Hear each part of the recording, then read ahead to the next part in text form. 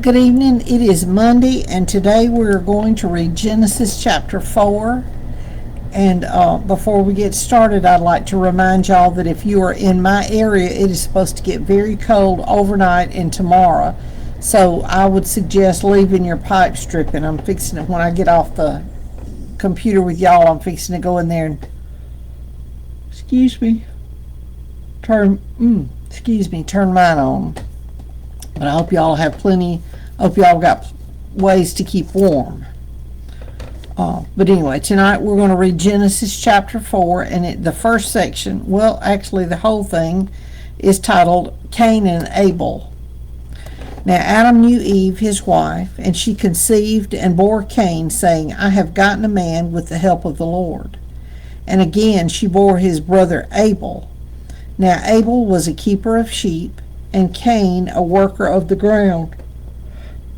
In the course of time, Cain brought to the Lord an offering of the fruit of the ground.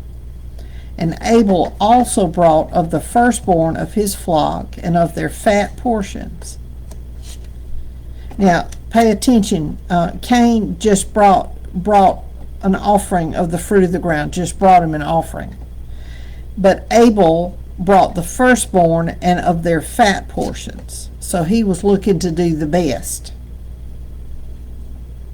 And the Lord had regard for Abel, and his offering. But for Cain and his offering he had no regard. So Cain was very angry, and his face fell. The Lord said to Cain, Why are you angry, and why has your face fallen? If you do well, will you not be accepted? And if you do not do well, sin is crouching at the door. Its desire is contrary to you, but you must rule over it. And here's the thing. Cain was mad because God didn't accept his offering.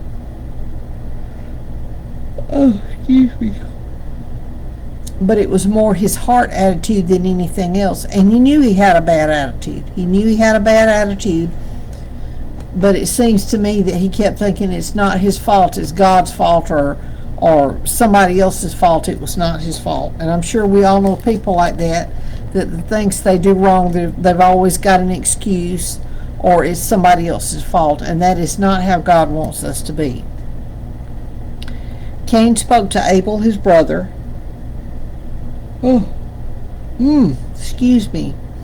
And when they were in the field, Cain rose up against his brother Abel and killed him. Then the Lord said to Cain, Where is Abel your brother? He said, I do not know. Am I my brother's keeper? And the Lord said, What have you done? The voice of your brother's blood is crying to me from the ground. And now you are cursed from the ground, which has opened its mouth to receive your brother's blood from your hand. When you work the ground, it shall no longer yield to you its strength. You shall be a fugitive and a wanderer on the earth. Cain said to the Lord, My punishment is greater than I can bear. Behold, you have driven me today away from the ground, and from your face I shall be hidden. I shall be a fugitive and a wanderer on the earth, and whoever finds me will kill me. Then the Lord said to him, Not so. If anyone kills Cain, vengeance shall be taken on him sevenfold. And the Lord put a mark on Cain, lest any who found him should attack him. Now, I believe it used to be, and of course it was a myth, that Cain's children were black people, and that was the mark. Well, which is kind of silly if you think it through, because the people that lived in that area, all those people were dark-skinned. I don't know that they were black, but they were dark-skinned. So, and the mark that God put on Cain was something to prevent him from being misused and mistreated. So, and I don't believe that God said, it doesn't say that he was going to put a mark on all of his children. It just said he put a mark on Cain. So that's one of those things that you have to look at things logically and get a little context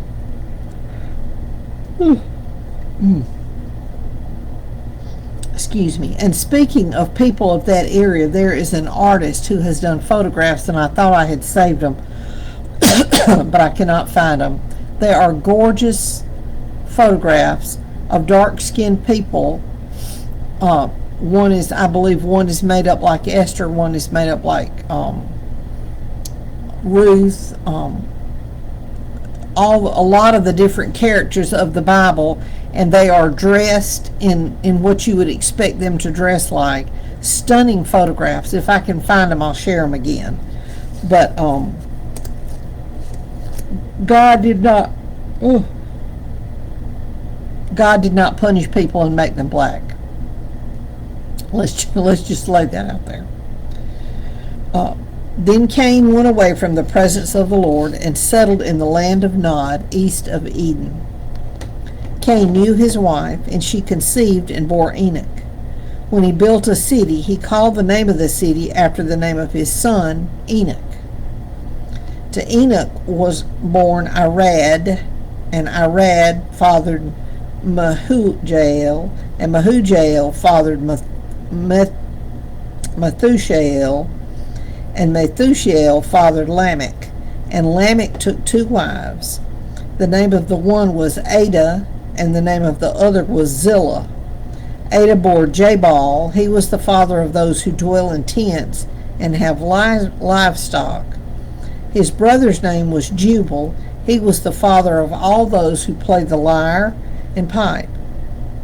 Zillah also bore Tubal-Cain. He was the forger of all instruments of bronze and iron. The sister of Tubal-Cain was Naamah. Lamech said to his wives, Ada and Zillah, hear my voice. You wives of Lamech, listen to what I say. I have killed a man for wounding me, a young man for striking me. If Cain's revenge is sevenfold, then Lamech's is 77-fold. So now we go back to Adam. And Adam knew his wife again, and she bore a son, and called his name Seth. For she said, God has appointed for me another offspring instead of Abel, for Cain killed him. To Seth also a son was born, and he called his name Enosh. At that time, people began to call upon the name of the Lord. Now that's chapter 4. Now, I will say, if you've ever had a chance to look at the chart of how people lived, how long they lived, it's real interesting. Excuse me. It's real interesting that Adam, normally today, I can see my grandchildren, and I've met some of my great-grandchildren, but I will be dead and gone before those great-grandchildren get grown and have children of their own. It's highly unusual for there to be that many children, grandchildren, great-grandchildren, and great-great-grandchildren, 5 generations still living at the same time. Today, that's very unusual, and I don't expect that to happen. But back then, you look at, just look at how long, you'll see tomorrow night how long Adam's life was. And so he was around, a long time, and probably got to see 7 and 8 generations. It shows on the chart. But it's interesting to see how long people lived and who was around when other people were around, the chance that they had to meet one another. So anyway, thank y'all for joining me tonight. I know that was kind of short. Please make sure you do what you need to do to stay warm tonight. Be careful, take care of yourselves, and I will see you tomorrow night.